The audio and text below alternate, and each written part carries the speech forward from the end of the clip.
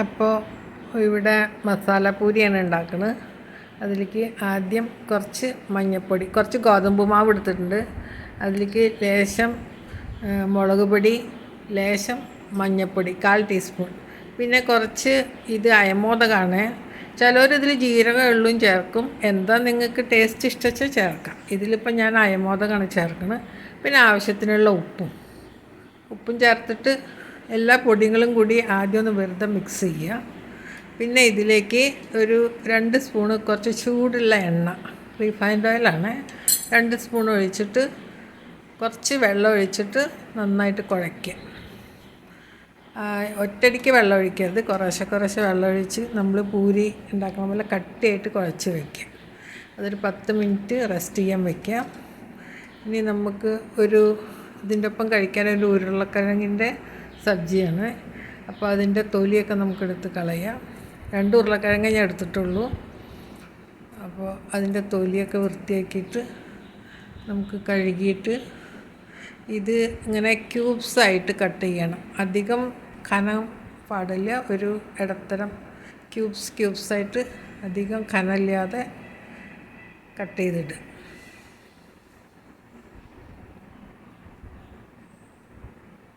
വല്ലാതെ കട്ടി പാടില്ല, കുറച്ച് ക്യൂബ്സായിട്ട് നമ്മൾ ഇടത്തരം കനമായിട്ട് ഇങ്ങനെ കട്ട് ചെയ്തിടുക. അങ്ങനെ അതൊക്കെ നമ്മൾ കട്ട് ചെയ്ത് വെച്ചു. ഇനി ഒരു കടായി അടുപ്പത്ത് വെച്ചിട്ട് അതിൽ എണ്ണ ഒഴിക്കുക.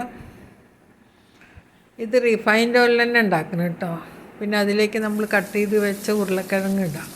ഇതിൽ വേറെ മസാലകളൊന്നും ഇടുന്നില്ല, വെറും ഉരുളക്കിഴങ്ങ് മാത്രം ആ എണ്ണയിൽ കിടന്നിട്ട് ഒന്ന് വേവണം.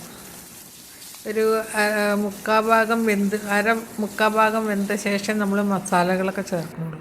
അപ്പോൾ ഒന്ന് അടച്ച് വെച്ചിട്ട് നമുക്ക് ഒരു 10 മിനിറ്റ് വേവിക്കാം.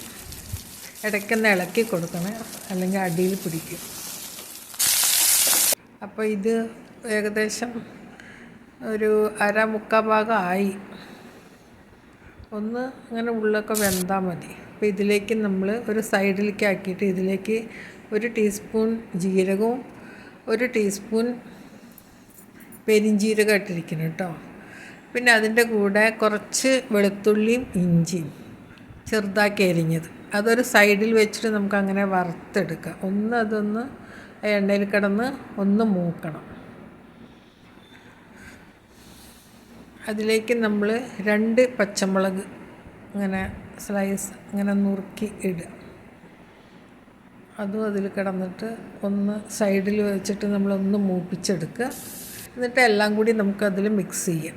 അതിലേക്ക് ഒരു 1/4 ടീസ്പൂൺ മഞ്ഞൾപ്പൊടിയും, ഇതിൽ 1/4 ടീസ്പൂൺ കാശ്മീരി മുളകാണ് കേട്ടോ. നമ്മൾ പച്ചമുളക് ഇട്ടതിനെ കൊണ്ട് നന്നായി എരിവുണ്ടാവും. പിന്നെ ആവശ്യത്തിനുള്ള ഉപ്പും ഇട്ടിട്ട് നന്നായിട്ട് ഇളക്കിയിട്ട് ഇത് ഇളക്കി യോജിപ്പിക്കുക. പിന്നെ നമുക്കതൊന്ന് അടച്ച് വയ്ക്കാം. ഇതിലേക്ക് കുറച്ച് കറിവേപ്പില ഇടുക. എന്നിട്ട് നമുക്ക് ഇതൊന്ന് അടച്ച് ഒന്ന് വേവട്ടെ, അടച്ച് വയ്ക്കാം. പിന്നെ ഒരു 5 മിനിറ്റ് കഴിഞ്ഞ ശേഷം നമുക്കിത് തുറന്നിട്ട് ഇതിലേക്ക് നമ്മൾ ഒരു സ്പൂൺ കടലമാവാണ് കേട്ടോ. അതാണ് ഇതൊരു സ്പെഷ്യൽ ഉരുളക്കിഴങ്ങ്. കടലമാവ് ഇല്ലെങ്കിൽ അരിപ്പൊടി ഇട്ടാലും മതി, ചെറുതായി ഇതിനൊരു ക്രിസ്പ്നെസ് കിട്ടാൻ വേണ്ടിയിട്ടാണ്. കടലമാവ് ഇട്ടിട്ട് ഇളക്കിയിട്ട് വയ്ക്കുക. ഒന്നടച്ച് ഒന്നും കൂടി നമുക്ക് വേവിക്കാം. അതിലേക്ക് ലേശം കായപ്പൊടിയും കുറച്ച് ആംചൂർ പൗഡറും പിന്നെ കുറച്ച് മല്ലിയിലയും എല്ലാം കൂടി ചേർത്ത് ഒന്നും കൂടി ഇളക്കി, ആംചൂർ പൗഡറാണെങ്കിൽ അവസാനം ചേർക്കണം കേട്ടോ. അതും കൂടി ചേർത്ത് നമുക്ക് ഒന്നും കൂടി അടച്ച്, അപ്പോൾ നമ്മുടെ ഉരുളക്കിഴങ്ങ് സബ്ജി റെഡിയായി. ഇനി നമുക്ക് പൂരി ഉണ്ടാക്കാം. നമ്മൾ കുഴച്ച് വെച്ച മാവ് എടുത്തിട്ട് ഒന്നും കൂടി നന്നായി കുഴച്ചിട്ട്, അധികം വെള്ളമില്ലാതെ കട്ടിക്ക് കുഴക്കണം കേട്ടോ, അപ്പോൾ പൂരി നന്നാവുള്ളൂ. ചെറിയ ഉരുളകളാക്കിയിട്ട് നമ്മൾ പൂരി പരത്തിയെടുക്കാം.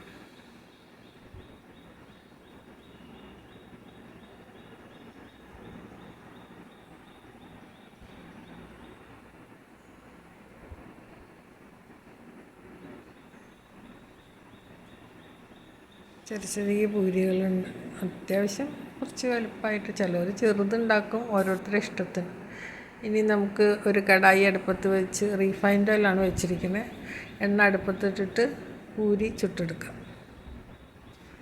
പൂരി എണ്ണയിൽ ഇട്ടിട്ട് കയ്യിലുകൊണ്ട് ഒന്ന് പതുക്കെ അമർത്തി കൊടുത്താൽ നന്നായി പൊള്ളച്ച് വരും. അല്ലെങ്കിൽ എണ്ണ കുറച്ച് മീതയ്ക്ക് ഇങ്ങനെ ആക്കി കൊടുത്താലും മതി. അപ്പോൾ പൂരി നന്നായിട്ട് പൊള്ളച്ച് വരിക.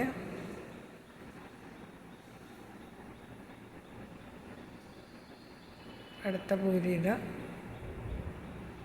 ഇത് നമുക്ക് ഉള്ളിയൊന്നും ഇടാതെ ഉരുളക്കിഴങ്ങ് സബ്ജി ഉണ്ടാക്കാനെ കൊണ്ട് ട്രാവൽ ചെയ്യുമ്പോൾ കൊണ്ടുപോകാനൊക്കെ നല്ലതാണ് കേട്ടോ, കേട് വരില്ല. അങ്ങനെ അടുത്ത പൂരി നന്നായി പൊള്ളച്ച് വന്നിരിക്കുന്നു. അപ്പം നമുക്ക് അങ്ങനെ അതും എടുക്കാം. അപ്പോൾ ഹായ് ഫ്രണ്ട്സ്, ഞാനിന്ന് ഇവിടെ ഒരു സ്പെഷ്യൽ പൂരിയും ഒരു സ്പെഷ്യൽ ഉരുളക്കിഴങ്ങ് സബ്ജിയാണ് ഉണ്ടാക്കിയിരിക്കുന്നത് കേട്ടോ. അപ്പോൾ ഇത് എല്ലാവരും ഉണ്ടാക്കി നോക്കുക. ഇതിൻ്റെ കൂടെ ഒരു സ്വീറ്റ് മാങ്ങ അച്ചാർ, അതും ഞാൻ വീട്ടിലുണ്ടാക്കിയത് തന്നെയാണ്.